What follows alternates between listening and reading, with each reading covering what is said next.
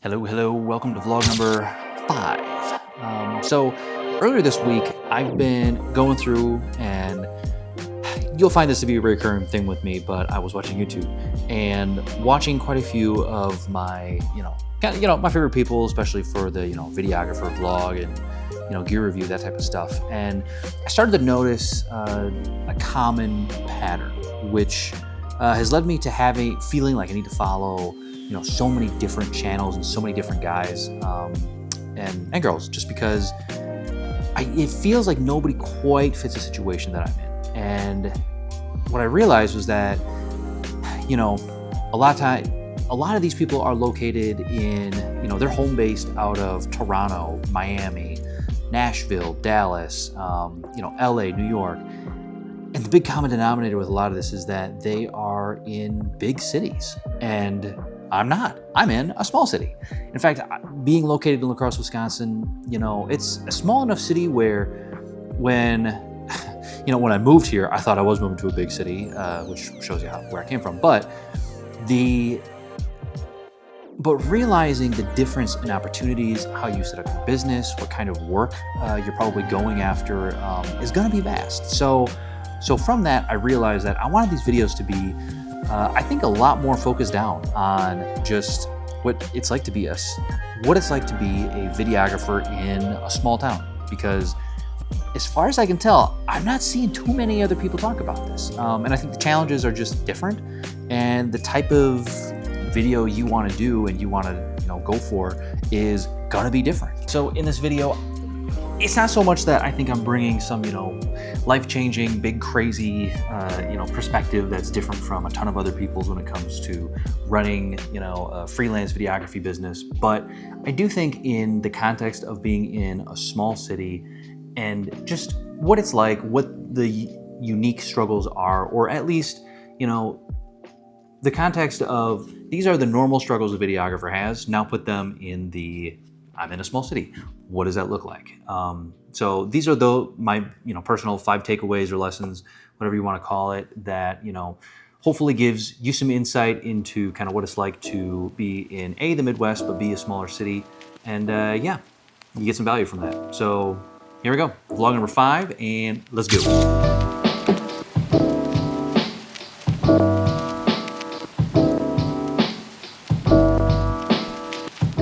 Okay, so when I say small city, what exactly am I kind of referring to? I would consider the area I live in, which is Lacrosse, Wisconsin, to be a fairly small city. It's definitely no Minneapolis or anything like that. I think the city itself is like 50 to 60,000 people.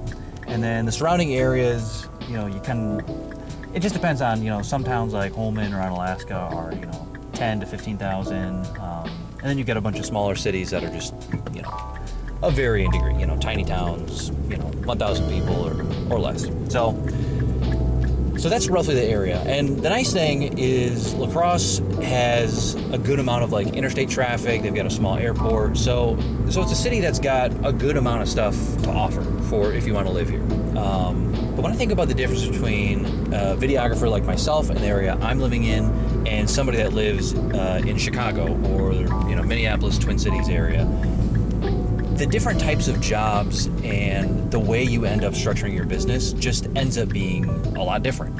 I think best example is around here, the chances of you being able to carve out a job as purely an editor or purely a camera operator, gonna be pretty low. For the most part, businesses just kind of need somebody to take care of it all. So that leads me to lesson number 1, which is be prepared to have something floating in the window. Be prepared to be full service. So what I mean by that is a lot of small businesses, and even some of the bigger businesses, when they think of we need a video, a lot of times they're probably just thinking of the pure immediate video itself. And there's a decent chance they might not even really have a concept of what they want to do with it, or if they do know what they want to do with it, even just the idea of this is what it's gonna take to create the video, and this is what the process is gonna be. a lot of times you have to do the education. And if there's anything I've learned, it's that being prepared to walk people through what the entire process is, from pre-production, planning out, what this video project's going to be, how many videos, where's it going to go, all the way to delivery, and even making sure that you're upfront and you let them know, hey, this is how I'm going to deliver it, this is how you're going to want to download it, or take it off your USB, and then go from there. Because most companies and individuals don't really know what the process is, they're just totally unaware of what even the possibilities are a lot of times for how to capture an idea, or even the effort it's going to take to get a certain type of shot. And I think something to consider too is, from small city to big city, there are companies and individuals who do have the budget to do a larger scale video. One of my best clients, we did a $9,000 job, and it was really clean. It was just a really clean shoot. No complaints. They were just ready. They knew the value of it, and they were able to, pay that type of fee. So getting the right type of client is possible, I think, especially in this size city. You don't have to go to the big city to get a bigger client, but you do have to know that it takes more time. We met multiple times before we pulled the trigger on that project. So if anything, being patient will get you bigger jobs, but building yourself up to have the capacity to do those larger type of jobs is something just to think about.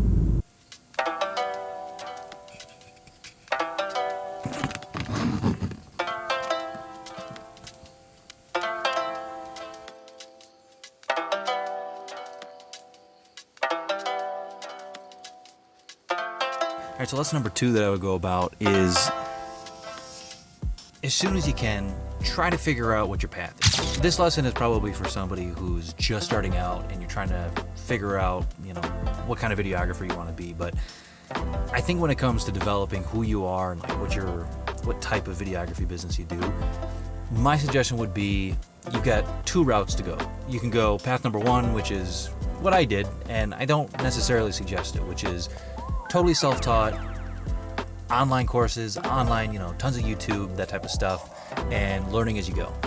I've been doing this for about 7 years now, and it's probably not since the last 2 years that I've really felt like I'm creating videos and professional work that, it's professional. And a lot of it's just because you're figuring out how to do stuff, Within the first year, I felt pretty confident I could figure out how to use a camera, and I could, figure out how to do all sorts of different stuff, with the camera and the lens. The next couple years have been after that, we're figuring out how to use lighting, buying lights, buying mics, figuring all that out. And then, tack in somewhere in the middle of that, another year or 2 of really understanding how to edit from front to back. And there's still tons of stuff that I can be learning. I know that. In fact, there's a course that I'm signing up for. I'm signing up for this week, just to make sure that I'm picking that kind of stuff up. So you can go that route, but it takes years. And I think the only way that that that's the path for you is if you're fiercely independent. I don't think I'm stubborn, but I might be. And a piece of that's probably just because a lot of the projects I want to do. I don't want to work in the news station. I just don't want to do that work. And there's nothing wrong with that work. That's just not me. But there's also path number 2.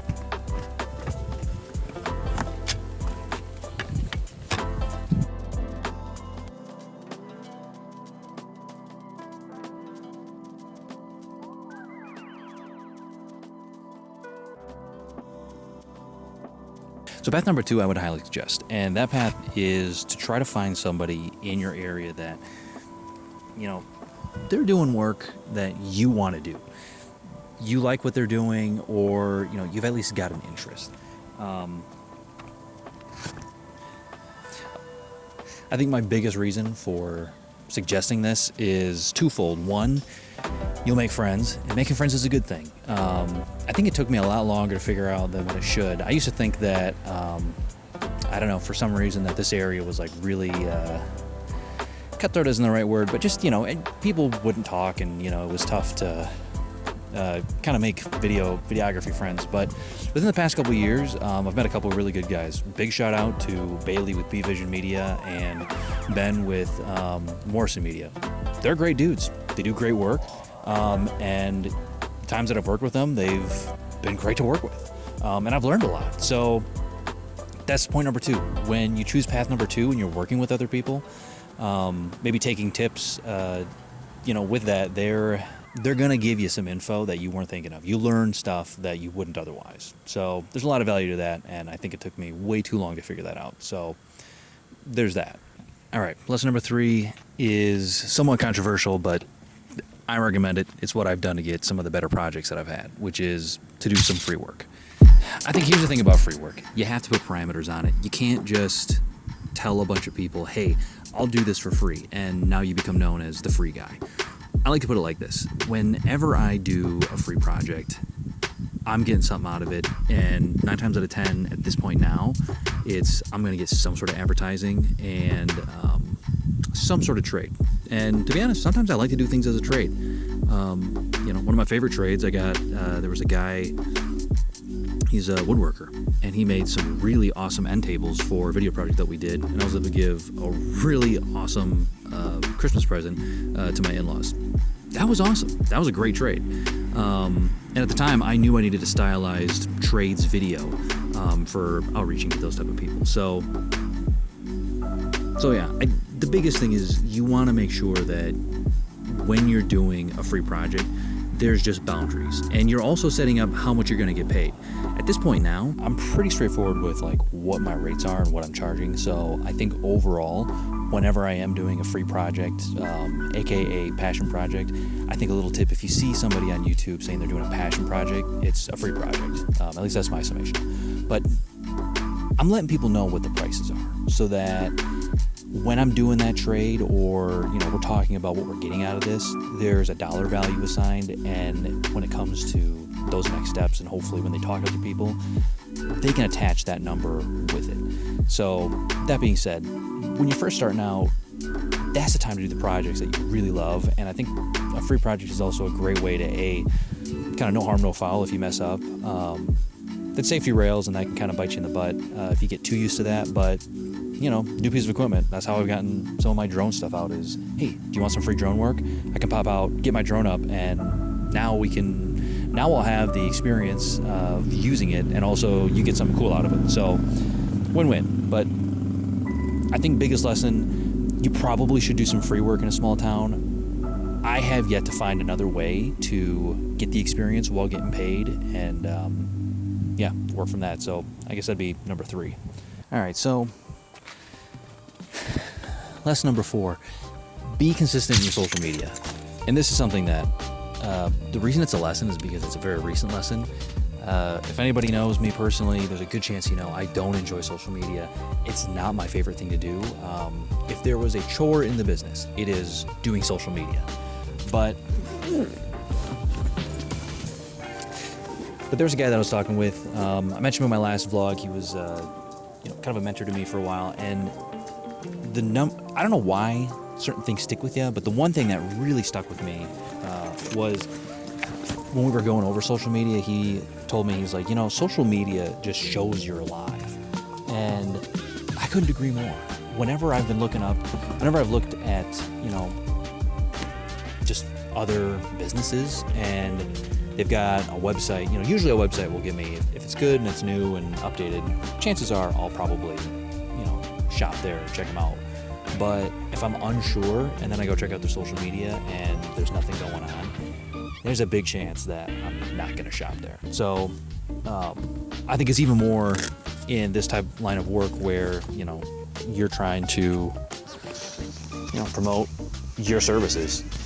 People just, I don't know, if it doesn't look like you're keeping up with yourself, why would they want to check in with you? So yeah, keeping up on your social media has to be lesson number 4. And also, in tandem with, what I was talking about, in tandem with, doing those passion projects, if you really want to make those free jobs worth something, social media is the way to do it.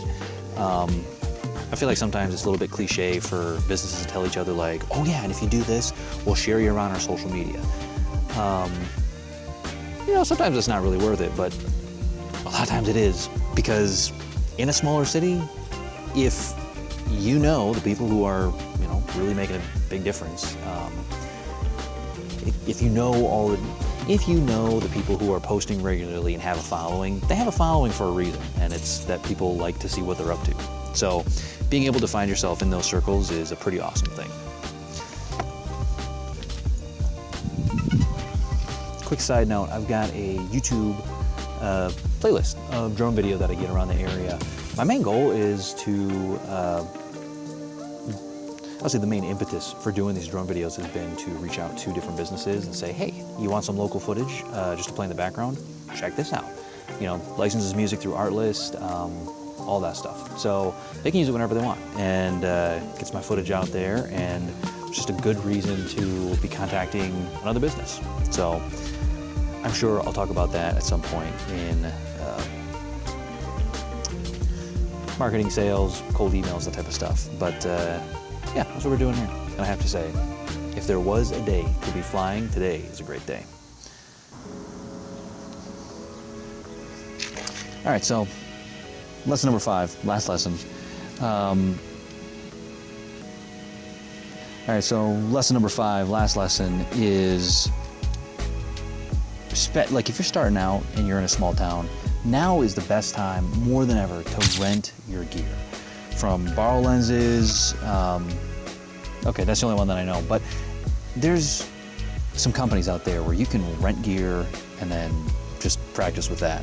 When I first got started, I mean, maybe I was just looking in the wrong places, but it didn't seem like there was many options. 2017, 2018 for, you know, renting gear. I had to buy it and just go from there. So I think that on the one hand, the value from owning your equipment and being able to show up on set, you don't have to worry about, is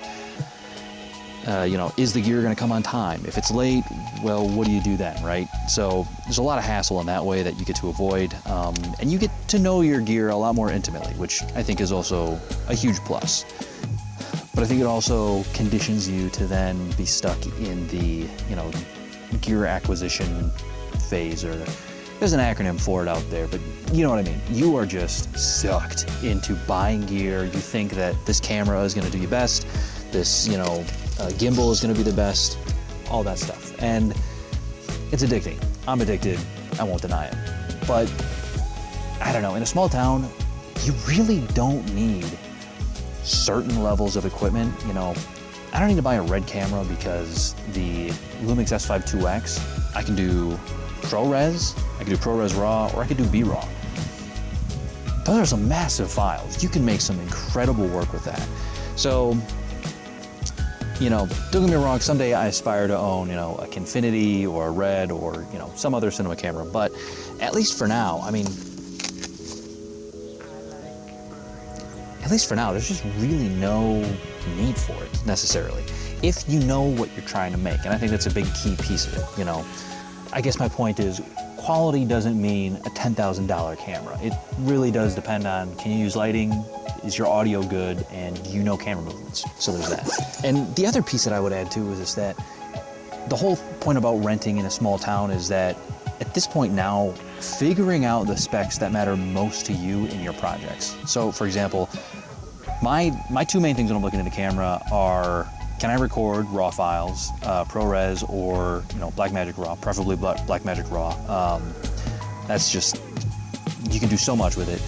But the second piece is the bit depth, and actually that might be the first, is can it record in 12-bit codecs? When I'm editing, having that 12-bit file to work with is just really, I don't know, it gets me the image that I'm going for, and I think that that's probably the most important piece, at least for me. So being in a smaller town, being able to rent using, companies like Lens Rentals or whatever, I think that that's kind of where it's at. That's what you should be doing. But at least when you're starting out, once you have your gear and it's specific to you and your company or your business and the type of looks that you can give, I think that that's important. I think it's just as important to find the rig and the style of work you like to do with the equipment that you do. So at least for now, you know, like I said, I'd love to own a cinema camera at some point. I think this is more a vanity reason than anything, because for the most part, I can make pretty much what I want with what I have right now. So, yeah. All right, so those are the 5 things that, you know, come into my mind when I think about, you know, small town or small city videography, what it means, you know, kind of what surrounds that, what's the difference between that and a big city. But I think the main impetus for making this video has just been that I know I can't be alone. I'm not the only guy in this town doing videography, and I'm sure in every state across America, I'm sure in every other state, every other country, there are towns and cities this size where you're probably thinking the same thing. You feel like maybe there's some opportunity somewhere else, you have to go to a bigger city, or I don't know, it feels like trying to get the projects, the work, the equipment that you really want to get to is really far away. And I feel like that's just, and I feel like it just gets a little bit more heightened when you're not near a big city, because you feel the scarcity of equipment, or I don't know, just not being near a whole bunch of jobs. But I also think if you put in the time, you put in the work, you train yourself, and you just really focus on your business, you can make it work. Like I said, I'm about 7 years in almost, and this has definitely been the best year I've had so far, and that's encouraging and makes me want to keep on doing it. So, all right, at this point I'm just rambling. If you like this, please comment below. I'd love to hear your experience, what you've kind of thought, especially if you're in a smaller city or town as well, what your experience has been. I don't know, it's just cool to hear that kind of stuff. And yeah, like and subscribe as always. And if you have stuck around this far into the video, I'm going to end on my favorite Joan shot that I've been focusing on this week. So thanks so much, enjoy, and until the next one, yo, vlog 5 in the bag.